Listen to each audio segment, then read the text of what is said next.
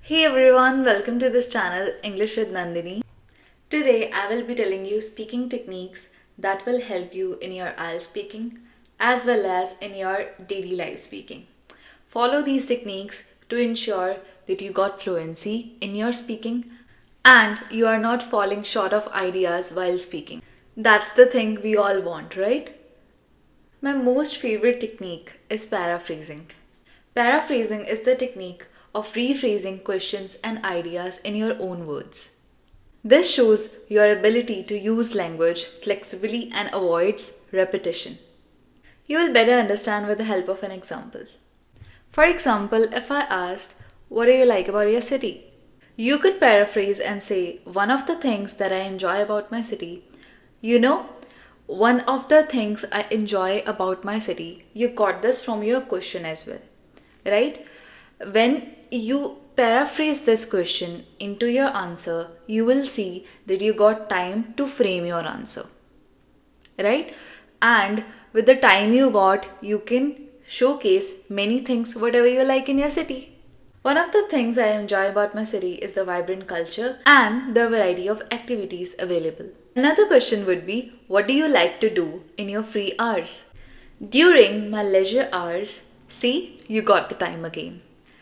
During my leisure hours means free time, and you got to paraphrase it. You got the time that you have time to think what I can include in my answer. During my leisure hours, I try to engage in various activities. One of my favorite pastimes is reading books. It helps me to relax and unwind. Trust me, guys, use this technique because I have used it a lot and it helped me a lot. It will provide you time to think about your answer and you can answer in a much better way. Now, the technique I'm gonna tell you is using your personal experiences. This technique is the most important. You can support your answers with your own personal experiences. This adds depth to your answer. It demonstrates your ability to use English language in practical context. For example, if I ask you, tell me your favorite place that you love to visit. You would say, I love visiting beach because of its amazing atmosphere. For instance, you can say, last summer I went to a beach where I enjoyed building castles and swimming with my cousins. See, when you added your personal experience, it added depth to your sentence. It actually made your sentence so much more than it was. It describes that this sentence belongs to you because it contains your personal experience. And I feel a real speaker has that quality in them. Now, the technique I'm going to tell you is engaging with the examiner. You don't have to engage with the examiner by asking personal questions about her or him. You just have to engage in a way by showing eye contact and showing enthusiasm. I often tell my students that eye contact is really very important.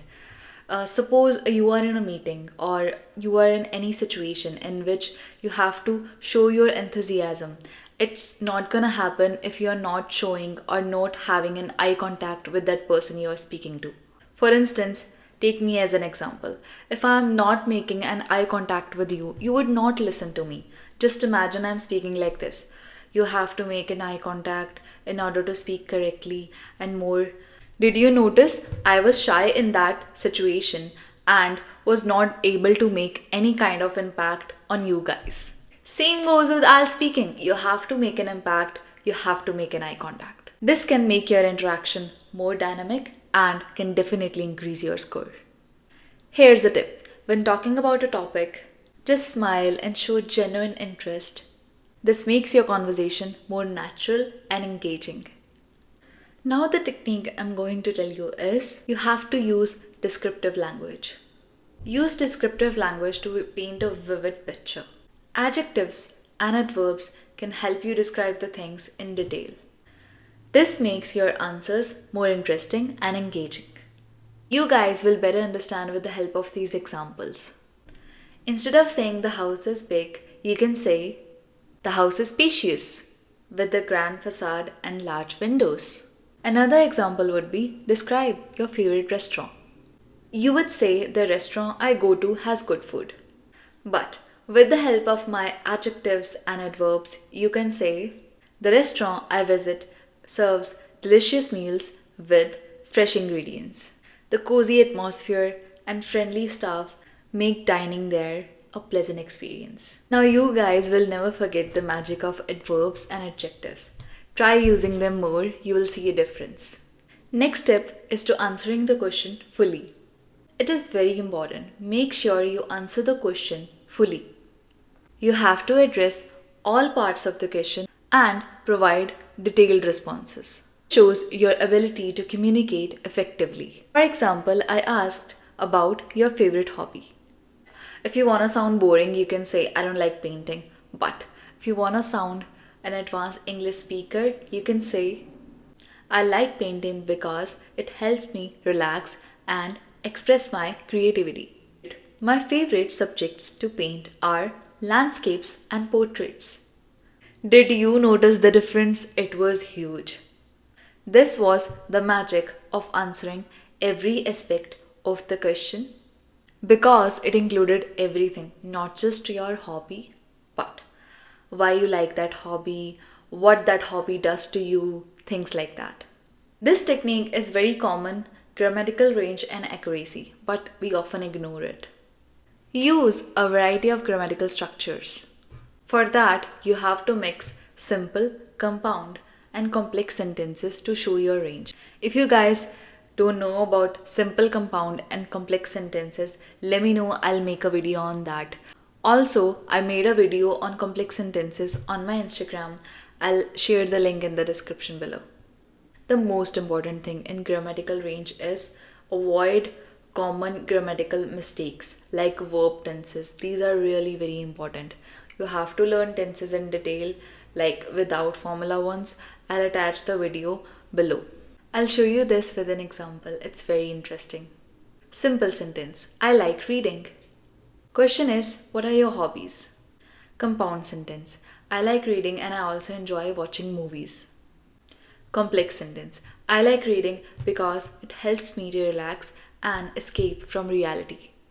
Now a tricky one. Complex sentence with conditional clause. If I have free time, I like reading novels that transports me to different worlds. Now compound sentence with conjunction. I read every evening, so I always finish a book by the end of the month. Now we will talk about vocabulary range. Always remember that a rich vocabulary is very important and can make your answers more engaging. That's why it's really important to learn synonyms and express your idea in a better way. Also, by learning synonyms, you have different ways to express the same idea. So, instead of saying good, you can say excellent, fantastic, or wonderful. You will better understand with the help of this Q&A. What's a popular place in your city? A thriving spot in my city is the downtown area. It's bustling with activities and features a variety of shops, restaurants, and entertainment options. Did you notice my range of vocabulary? I use these two words, thriving and bustling. Now, another example. Can you describe a personal quality that you value? I value being resilient because it helps me to bounce back from setbacks and maintain a positive outlook despite challenges. That's all for today, guys. See you in the next one. Bye.